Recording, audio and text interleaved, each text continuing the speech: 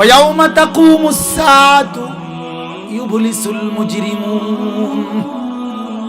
আল্লাহ বলেন, বান্দা, হাসরের মাঠ যখন কায়েম হবে, বান্দা একটা মিনিটের মধ্যে হাসরের মাঠের চতুর্দিক দেখে, হাসরের মাঠের ভয়ঙ্কর দৃশ্য দেখে আল্লাহ বলেন প্রতিটা নাফরমান এক মিনিটের ভিতরে ভেবাচেকা খেয়ে যাবে, একেবারে অস্থির পেরেশান হয়ে যাবে। এখন কি করব, এখন কি করব, এই অস্থির হয়ে যাবে। তাইলে মুরব্বী ভুলে গেছে আখিরাত। জওয়ান ছেলে আজ 6 মাস হয়, আজ 1 বছর হয়, হাজার হাজার যুবক ফজরের নামাজ পড়ে না। হায় যুবক, কতদিন হয় ভুলে গেছো ফজরের নামাজ? কতদিন হয় ভুলে গেছো নামাজ 5 ওয়াক্ত? কতদিন ভুলে গেছো আল্লাহকে? প্রতি রাত ভোর বানায় আল্লাহ, প্রতিটা ভোরকে আবার রাত বানায় আল্লাহ। আল্লাহ গুনতেছো 14 ফেব্রুয়ারি কখন আসবে, গুনতেছো।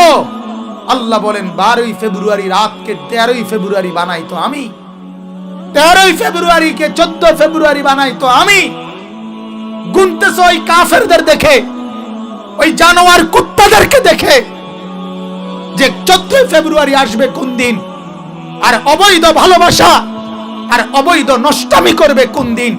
আমার দেশের লাখ লাখ শিক্ষিত নামে যুবক যুবতী অপেক্ষা করছে 14 ফেব্রুয়ারি ভালোবাসার লেনদেন করবে, জিনার ব্যভিচারের আদান প্রদান করবে, অশ্লীলতার বেহায়াপনার জোয়ার তুলে দিবে, ফুলের বন্যা ছুটায় দিবে।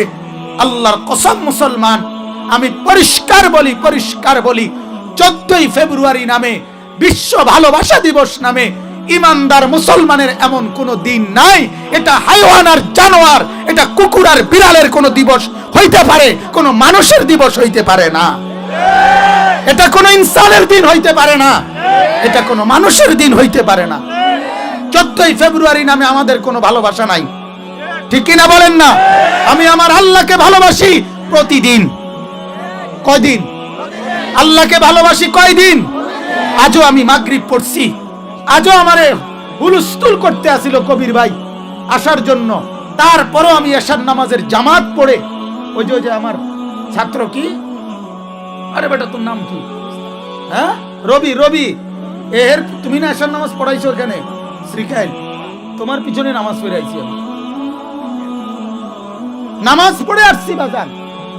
এশার নামাজের সেজদা, আমার মালিককে আমি ভালোবাসি প্রতিদিন। আমার রাসূল সাল্লাল্লাহু আলাইহি সাল্লাম আজকের ওযুটাও এশার নামাজের ওযু যখন করছি, মিসওয়াক করে ওযু করছি। এখনো আমার নবীকে ভালোবাসি প্রতিদিন, মাকে ভালোবাসি প্রতিদিন, বাবাকে ভালোবাসি প্রতিদিন, স্ত্রীকে ভালোবাসি প্রতিদিন, 2টা ছেলেকে ভালোবাসি প্রতিদিন, মেয়েদেরকে ভালোবাসি প্রতিদিন।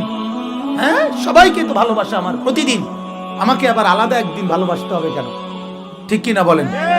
আমি পৃথক ভালোবাসা বাসবো কেন? এই জন্য অনুরোধ আমার, যত ছেলে এখানে বসছো, যদি মুসলমানের বাচ্চা হয়ে থাকো, মনে রাখো দোস্ত, এই 14 ফেব্রুয়ারি নামে যদি কোনো ভালোবাসা লেনদেন করো, 14 ফেব্রুয়ারির কারণে যদি কোনো নিজের মোবাইল থেকে কোনো মেসেজ কোনো মেয়ের কাছে পাঠাও, কোনো ফুল দিয়ে সাজানো কোনো কিছু পাঠাও, তাইলে তোমার ঈমানের সমস্যা হবে। আমি বললাম, মনে রাখো, কোন ঈমানদার এটা করতে পারে না, কোন মুসলমানের বাচ্চা এটা করতে পারে না। এজন্য আজকের এই মাঠে যত যুবক আছো, ইনশাআল্লাহ প্রত্যেকে ওয়াদা করো 14 ফেব্রুয়ারি নামে আমাদের কোনো কিছু নাই। বলে না ভাই, বলো না, 14 ফেব্রুয়ারির নামে আমাদের কিছু নাই। ঠিক আছে না? ইনশাআল্লাহ অবশ্যই আমরা মেনে নিলাম এটা, এই নামে আমাদের কোনো কিছু নাই। ওটা জানোয়ারদের হইতে পারে, যাদের জীবন নাই, যাদের কোনো আখলাক নাই। সিনেমার নর্তকী ভালোবাসার স্লোগান দেখায়, নর্তকী তোর জীবনের তো কোনো হদিস নাই। বিয়ে করস কোন দিন, বাচ্চা হয় কোন দিন, আগে কয় ফেড়ে বাচ্চা, এর পরের সপ্তাহ কয় বিয়া। এই কয়দিন আগের ঘটনা বাংলাদেশে, আগের সপ্তাহ দেখাইলো ফেড়ে বাচ্চা, পরের সপ্তাহে কয় বিয়া। কিরে বেড়ি, এটা কোন ধরনের কথা? এটা কোন ধরনের কথা? এগুলো জীবন? আপনি বলেন এগুলো জীবন কি না বলেন? জিন্দেগি। ওদের জীবনে কোনো সুখ নাই। এই সেদিনও পত্রিকা আসছে, আমেরিকার সবচেয়ে সুন্দরী মিস আমেরিকা, সে 60 তলা বিল্ডিং থেকে আত্মহত্যা করছে। 60 তলা বিল্ডিং এর উপর থেকে ঝাঁপ দিয়ে বিশ্ব সুন্দরী আত্মহত্যা করছে। সুখ কোথায়? সুখ থাকলে আত্মহত্যা করে কেন? কথা বলেন না। ছেলে অস্ট্রেলিয়া, একমাত্র মেয়ের জামাই, সিনেমার বড় মাপের নায়ক, বাড়ি বানানি গুলশান, টাকাও অভাব নাই, নিজের গলা নিজের মাথায় নিজে পিস্তল ঠেকায়া আত্মহত্যা করে কেন? কথা, সুখ কোথায়? সুখ কোথায় বলেন? সুখ কোথায়? ছেলে ইংল্যান্ড থাকে বউ নিয়া, বউ ঢাকা চাকরি করে।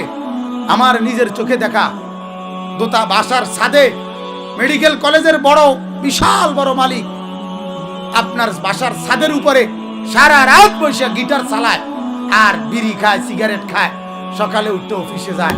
একজন 5,000 টাকা দিয়ে লোক রাখছে, হেইতে ভাত রাইন্দা দেয়, এরপরে ভাত খায়। আরে ঠিক না? আমি চোখে দেখছি মিয়া।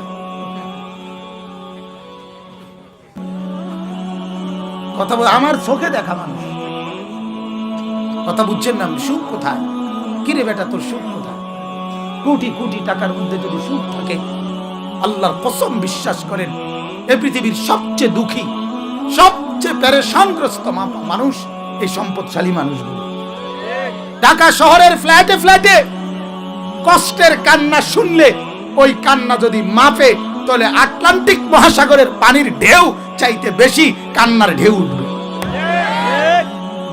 আমাদের গরিব অসহায়ের ঘর দুয়ারে এত পেরেশানি নাই। ওরার কবরে যে ওদের ঘরে যাই পেরেশানি। হাই হাই, কত বড় লোক পয়সাওয়ালা ফোনে ফোনে দোয়া চায়, হুজুর আমরা 3 মাস 6 মাস ধরে একই ফ্ল্যাটে থাকি, আমি আর ও আলাদা থাকি, কেউ কেউ বুঝতে দেই না, লজ্জায়। দোয়া করে, দোয়া করতে জন্য বেড়া বেড়ি আলগা থাকে, এরা বালা না, আমি আর ও। অগণিত অগণিত বাজার জিন্দেগি। আল্লাহকে নারাজ করে সুখ পাওয়া যায় না যুবক। কিছুক্ষণের এই ফুর্তি, আমি অনুরোধ করছি, এই ফেসবুক নামের এই মোবাইল নামের এই আপদ মনে করো একসময় ছিল না, আগামী কখনো নাও থাকতে পারে, কিন্তু তোমার জিন্দেগি তো থাকবে। তাইলে তুমি সামান্য একটু এই মোবাইলের কিছু ছবি, কিছু নষ্ট নারী নর্তকী, কিছু উলঙ্গ ছবি, কিছু জেনা বেবিচারের দৃশ্য, এটুকু দেখে জিন্দেগির এত সুন্দর হায়াতটা, তোমার এই তাগরা জওয়ানিটা কেন নষ্ট করে দিল? কেন নষ্ট করে দিল? হ্যাঁ, তোমার জন্য আল্লাহ তাআলা স্ত্রী নামে একজন নারী তো আল্লাহ তাআলা বলছেন আমি তোমার জন্য বানিয়েই রাখছি, তো এটা তো মিলবেই। এজন্য আমি অনুরোধ করি আবারও, আজ আমাদের জওয়ান বুড়ো যুবকরা, যুবতীরা, মারা, বোনেরা, আমরা আমাদের জীবন থেকে আখিরাত বিদায় করে দিছি। কি বিদায় করে দিছি? ইয়ালামুনা যাহিরাম মিনাল হায়াতিদ দুনিয়া ওয়া হুম আনিল আখিরাতি হুম গাফিলুন। আল্লাহ বলে, হায় হায় আমার বান্দারা দেখতেছি তামাম দুনিয়াটা খুব ভালো বুঝতেছে, দুনিয়ার উপরের দিকটা খুব বুঝতেছে, কিন্তু আখিরাত থেকে একদম গাফিল, আখিরাত থেকে গাফিল। আজ আমাদের জিন্দেগির গাফলত জওয়ানের মধ্যেও, বুড়ো মানুষের মধ্যেও, মার মধ্যেও, বোনের মধ্যেও, স্ত্রীর মধ্যেও, কন্যার মধ্যেও। মাও বেপর্দা, মেয়েও বেপর্দা, স্ত্রীও বেপর্দা, বোনও বেপর্দা। বলেন নাউজুবিল্লাহ। তো আমি বলতেছিলাম, আমাদের সামনে এই কথাটা প্রথম বললাম যে খুব দ্রুততম সময় পার হইতেছে, অতএব আমাদের কিয়ামত খুব কাছাকাছি, ঠিক কিনা বলেন না? আমাদের নবী আসা মানেই কিয়ামত কাছাকাছি, আমাদের কোরআন নাজিল হওয়া মানেই কি কাছাকাছি? কিয়ামত কাছাকাছি। অতএব আমরা কিন্তু মনে রাখতে হবে, আমরা কিয়ামতের খুব কাছাকাছি সময়ে অবস্থান করতেছি। হয় আমি নয় আমার ছেলে, নয় আমার ছেলের ঘরের ছেলে, কারো না কারো সামনে আসমান ভেঙে যাবে। কথা বুঝেন নাই? জমিন ভেঙে যাবে, কায়নাত তছনছ হয়ে যাবে। ইদা সামাউন ফাতারাত, আল্লাহ বলেন একদিন আমি দেখবা সত্যি সত্যি আমার এই বিশাল আসমানটা ভেঙে ফেলব। ওয়া ইদাল কাওয়াকিবুন তাসারাত, একদিন আমি সবগুলো তারকা খসে খসে আসমান থেকে জমিনে ফেলে দেব।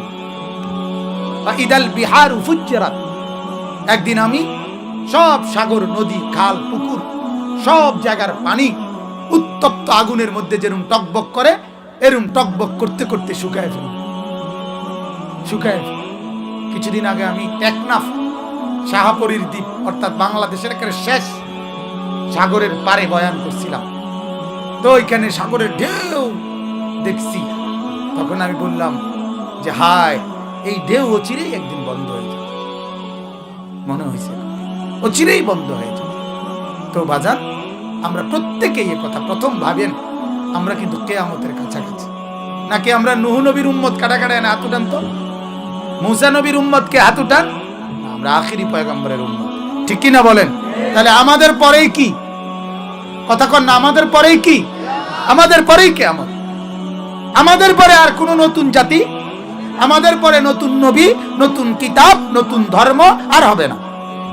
আমরাই শেষ, আমরাই শেষ। আমাদেরকে দিয়ে আল্লাহ তাআলা দুনিয়ার সংসার আল্লাহর শেষ করে ফেলবে, এরপরেই হাসরের মাঠ। অতএব হাসরের মাঠের জন্য আমাদের প্রস্তুতি দরকার কিনা বলেন? আখিরাতের প্রস্তুতি দরকার কিনা আমাদের বলেন? আল্লাহ তাআলা আমাদেরকে তৌফিক দান করেন।